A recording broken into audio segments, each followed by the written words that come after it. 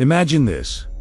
The lights flicker once, twice, then die forever. No hum from the fridge, no glow from your phone charger, nothing. Just pitch black silence and the sudden, gut-punching realization that the world you knew ended 30 seconds ago. Most people think they'll be fine for the first week of a total blackout. They've got a few candles, some canned food, maybe a flashlight with half-dead batteries. Here's the brutal truth nobody wants to say out loud. Statistically, the majority of you watching this will be dead, or wishing you were within 7 days. And it won't be because of starvation or gangs. It'll be because of one of these 7 stupid, completely avoidable mistakes that turn ordinary people into statistics. I'm going to walk you through every single one, why it kills you, and exactly how to make sure it doesn't. Let us start with the one that claims more lives in the first 48 hours than violence ever does. Mistake number 1. Treating day 1 like a camping trip.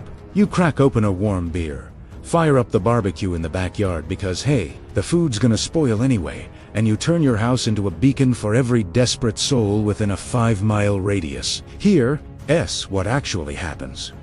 The smell of grilling meat drifts on the wind like a dinner bell. We Tenours people who were polite neighbors yesterday are now sizing up your fence and counting how many mouths you're refeeding. By the time you realize the crowd at your gate isn't friendly, you've already advertised that you have resources and no serious plan to protect them. The science is simple.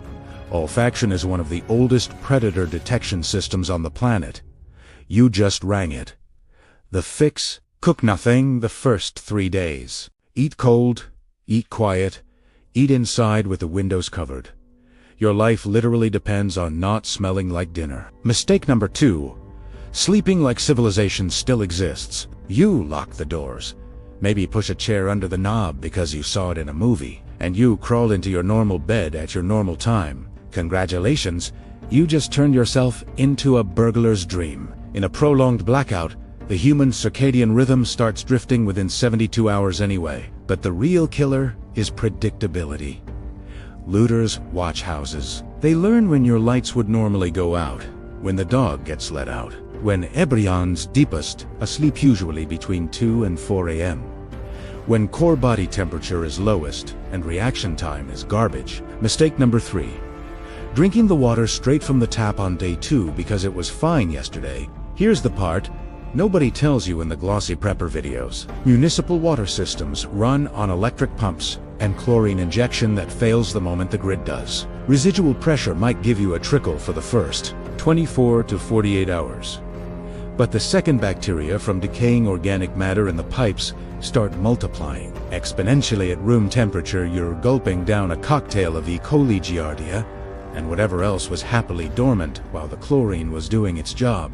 One single bout of uncontrollable vomiting and diarrhea in a blackout will dehydrate you faster than thirst ever could. The CDC has documented entire apartment blocks wiped out this way after hurricanes. Rule of thumb: if the power has been off more than 12 hours and you didn't fill every container beforehand, assume the tap is poison. Boil if you have fuel. Bleach if you have bleachate drops per gallon. Wait 30 minutes. Or use the filtration straw you should have bought years ago. Your intestines do not care about your optimism. Mistake number 4. Lighting up the night. Like it's Christmas, you find the candles. You light 10 of them because the darkness is creepy, and suddenly your house is the only glowing box on the block. From the outside, it looks like a fully stocked Walmart with a neon "Rob Me" sign. Worse, candles kill more people after blackouts than almost anything else. House fires from tipped over flames when exhausted people fall asleep. In the 2003 Northeast blackout, fire deaths spiked 300% in the first week, almost all from open flames. If you must have light after dark, use red LED headlamps on the lowest setting under a heavy blanket or inside a closet. Red preserves night vision, doesn't travel far, and won't silhouette you in the window like a shooting gallery duck. Blackout discipline isn't paranoia, it's physics. Mistake number 5. Trusting prescription meds to last just a little longer. Day 4 rolls around. The pharmacy is either looted, clean, or locked behind steel gates, and your blood pressure pills, insulin, or antidepressants are running on fumes. Withdrawal from certain medications, beta blockers, Ceris, benzodiazepines can cause heart arrhythmias or suicidal ideation faster than the lack of food ever will. The New England Journal of Medicine published a study after Hurricane Maria showing a 35% spike in cardiac deaths directly tied to interrupted medication in the first 10 days. If you or anyone in your household relies on daily meds, you need a minimum 90-day stash, rotated like food. No exceptions, no excuses. Your life is not a wait-and-see experiment. Mistake number 6. Broadcasting your plans, your inventory, or your location to anyone with ears. You run into an old coworker at the gas station line, and because you're a decent human, you mention you've got a generator and extra rice. That person tells 2 friends. Those friends tell 2 more. And by nightfall, there's a very motivated group with crowbars who know exactly where the good stuff is. In every single documented societal collapse, Argentina 2001, Venezuela 2017, Yugoslavia 1990, the people who talked openly about their preps were the first ones hit. Operational security isn't rude, it's survival. Keep your mouth shut, your cards close, and your plans quieter than the grave you're trying to avoid. Mistake number 7. Waiting for the Golden Horde to leave the cities before you bug out. Here is the harsh reality nobody wants to admit. If you live within 50 miles of a major metro area and you're still there on day 5, you're probably not leaving at all.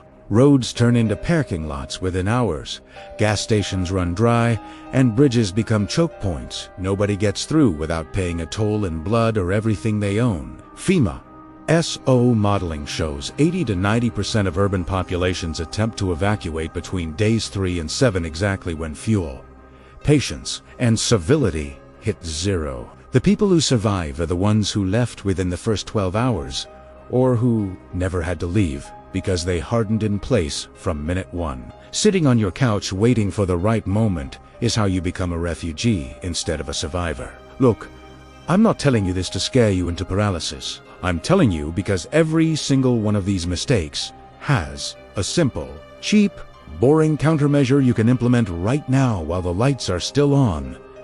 Fill the bathtubs the second the news breaks. Cache water purification tablets in the sock drawer. Buy the red headlamp today. Practice sleeping in your clothes once a week so it's not weird when it matters. Because when the grid goes down for real, there is no practice round, no tutorial, no extra life. There is just the choices you made when nobody was watching and the 7 deadly mistakes you either fixed or didn't. Stay sharp, stay kid, and whatever you do, don't be the guy grilling steaks on day 1. See you on the other side.